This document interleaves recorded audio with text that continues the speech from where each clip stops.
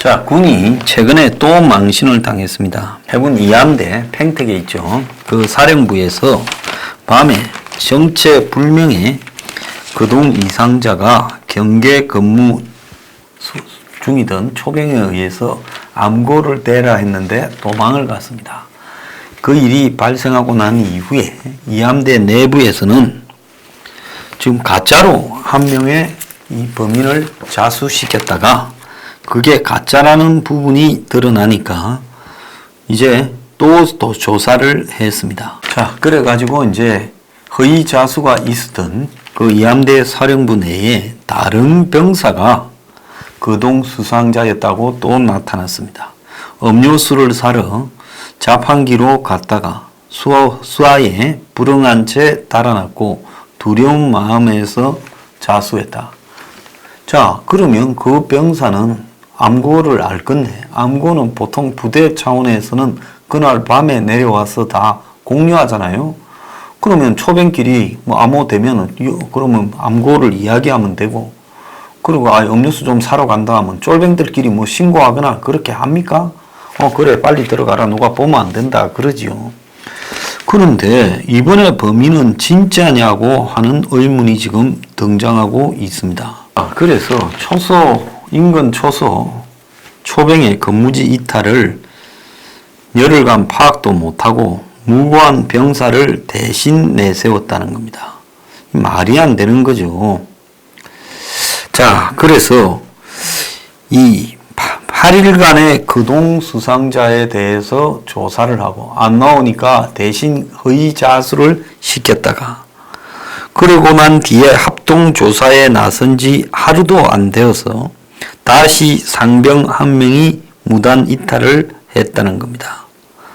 7월 4일 날 탄약고 경계병이 그동 수상자를 목격을 하고 5일 날 합참에 그동 수상자 대공 용의점이 없다라고 보고하고 장병의 허위 자수를 유도해서 헌병대에서 허위 자백을 하고 헌병이 9일 날 허위 자백을 확인하고 상부에 보고하고 12일 날 바른미래당의 김중로 장성 출신 의원이 허위 자수 사실을 폭로하고 13일 날 그동 수사자로 부대 초병이 뒤늦게 검거됐다는 겁니다.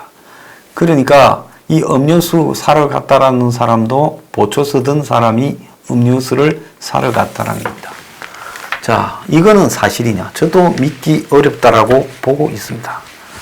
자, 보초 쓰던 사람이 음료수 사러 갔다. 이것도 참말로 기가 찬 이야기인데요. 초병의 근무지 이탈과 허위 자수 이 두 가지를 왜 장관의 해군 수뇌부가 보고를 안 했냐 하는 것도 말이 안 됩니다. 자, 이 와중에 지금 북한에 또 목선이 내려왔어요. 강원도 고성에서 지난 12일 날 고성 거진 1, 2 해안가에서 북한 소형 목선이 발견되었습니다. 이 목선은 해안으로부터 30m 떨어진 곳에 도보 순창을 하던 해경이 발견을 했습니다. 주민들은 없이 약간 파괴되고 침수된 목선이 있었다는 겁니다. 자, 그런데 이 빈 목선도 지금 들어오는 동안에 발견되지 못했습니다. 군이 또 몰랐다라는 거죠. 자, 사람이 탔든 안 탔든 그거는 둘째 문제고, 북한의 목선이 이렇게 우리 해안에 상륙해서 저절로 정박해가지고 있다는 겁니다. NLL에서 20km 미치다는 겁니다. 자, 그래서 해안에 한 30m 쪽에 떠가지고 다녔으니까 거의 육지까지 도달한 것이죠. 선체는 물에 조금 잠겨가지고 있었고, 그래서 해경이 목선을 해안가로 끌고 왔는데 동력 장치가 없이 곳곳에 부서져 있고 북한 목선임을 알 수 있는 선박 정보가 있었고 일련 번호도 있었다는 겁니다.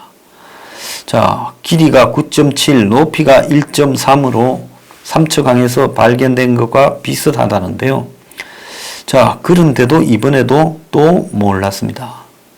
올해 우리 수역에서 발견된 북한의 무인 선박이 모두 12척이라고 합니다.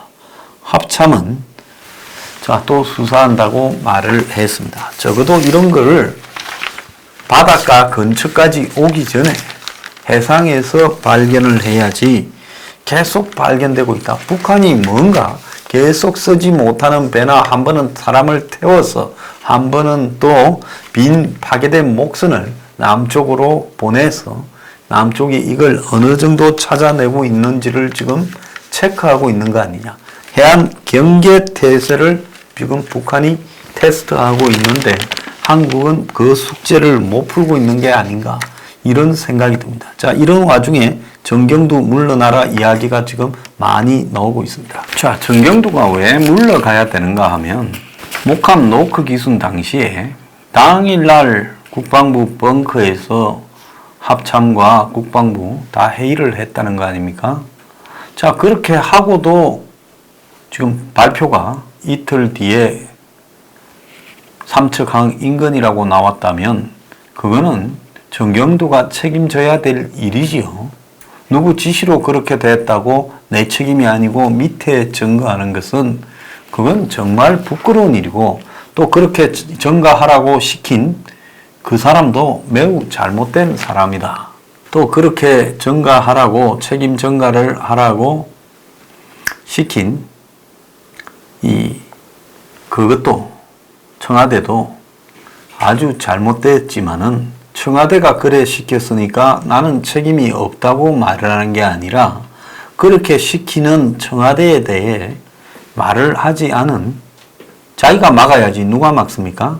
지위가 높으면요 책임을 지는 것도 그만큼 높아야 됩니다. 국방부 전체를 대신해서 대한민국의 장군과 군인 전체를 대신해서 자기가 지킬 것은 지키고 막을 것은 막아야 됩니다. 일본이 2차 대전에서 항복을 결정하고 난 이후에 일본의 육군 장관 같은 경우에는 자기가 그걸 원활하게 일본의 최종적인 초토화를 막으려고 중간에서 엄청 노력을 한 양심적인 인물이지만은 어쨌든 일본이 이렇게 패배하는 사태까지 오고 항복을 하고 국민들을 많이 죽게 만든 책임에 스스로 할복을 하고 자살을 했습니다.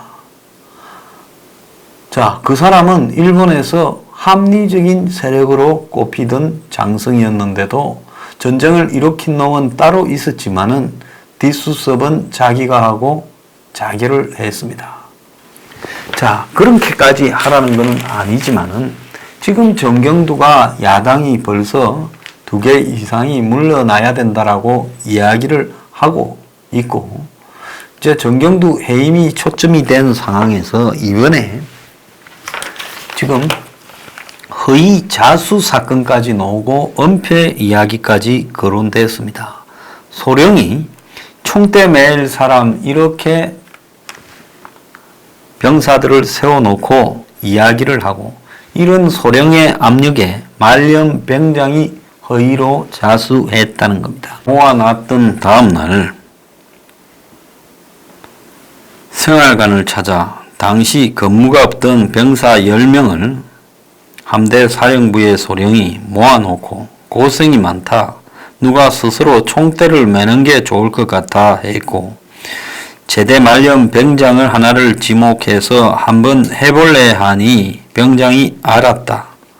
그래서 전역이 얼마 남지 않은 병장이 나섰다고 합니다.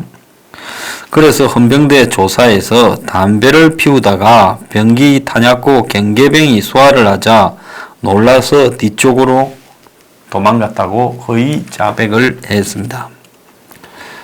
그런데 헌병대가 CCTV 조사를 해서 그 내용이 허위라는 걸 찾아냈습니다. 그런데 소령이 나중에 네가 불이익을 받지 않게 하겠다고 약속한 것까지도 드러났다고 하고요.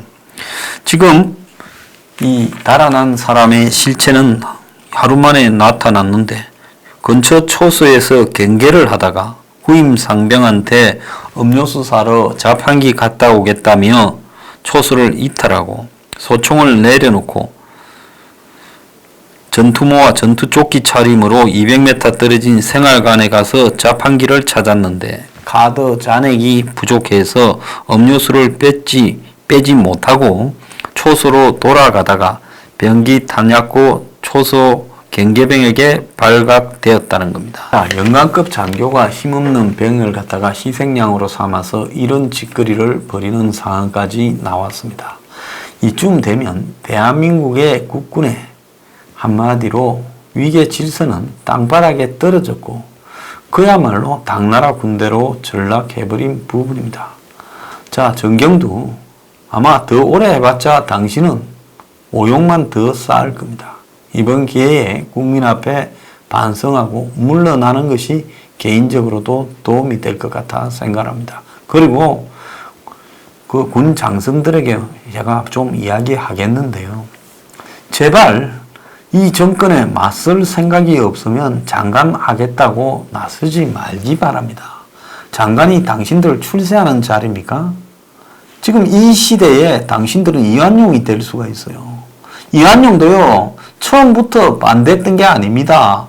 이완용도 지금 일본에다가 외교권이니 뭐니 넘겨주는 이런 부분을 반대하려고 해보다가 틀렸다 싶으니까 지금 찬성을 했던 겁니다.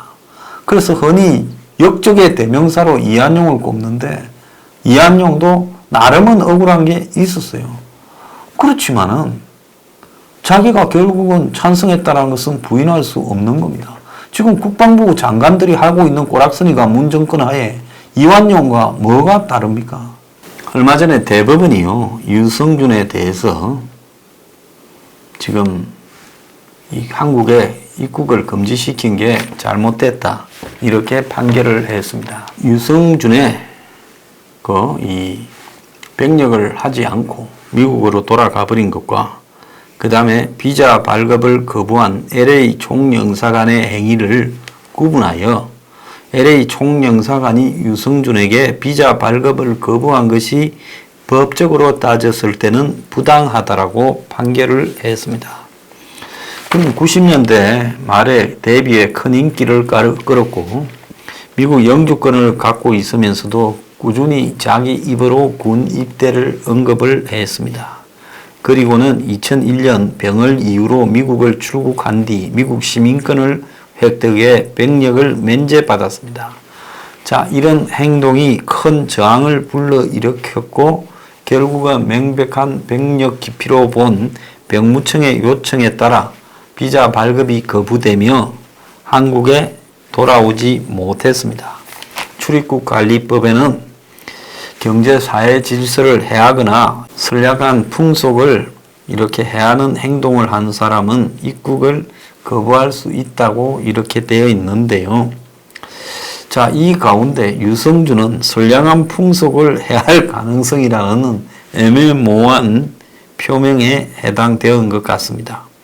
그래서 사실상 법무부가 악의만 가지면 누구든지 입국을 거부시킬 수 있는 겁니다.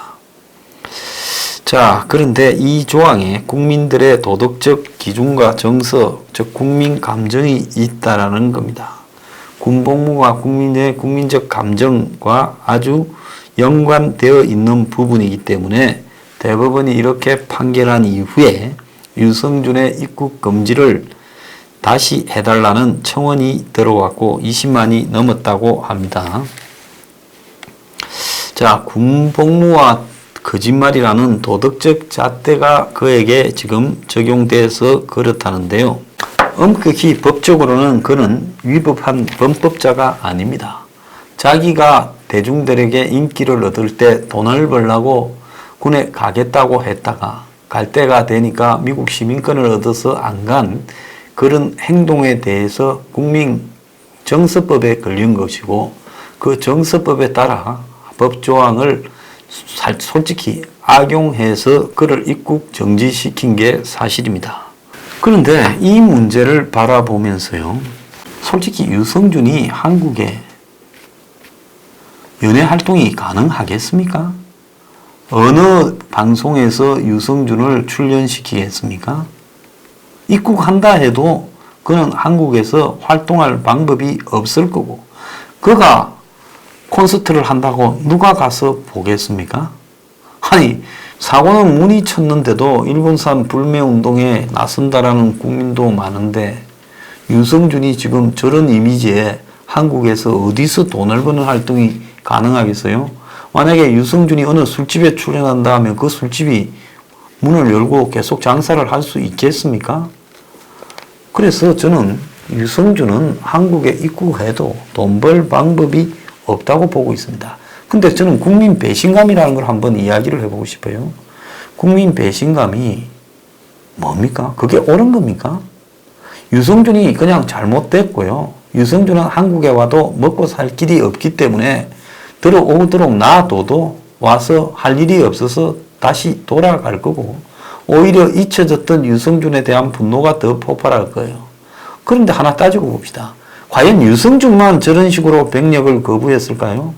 숱한 대한민국의 상류층들이 병력을 거부했고 또 온갖 거짓말을 병력 거부 과정에서도 했습니다. 상류층의 자제들이나 본인이 그런 식으로 거부한 사람 많아요. 자, 그랬는데도 그 사람들은 다 넘어갔습니다. 대한민국의 병력이라는 것은 상류층에 있어서만큼은 그야말로 안 해도 되는 가면 바보인 거였습니다. 근데 대중들은 이제 만만한 연예인 하나가 먹튀했다고 분노하고 있습니다. 유승준에 대한 분노는 유승준 개인에 대한 분노가 아니라 병력의 공정성에 대한 분노로 확산돼야 되는 게 상식적인 부분이지요.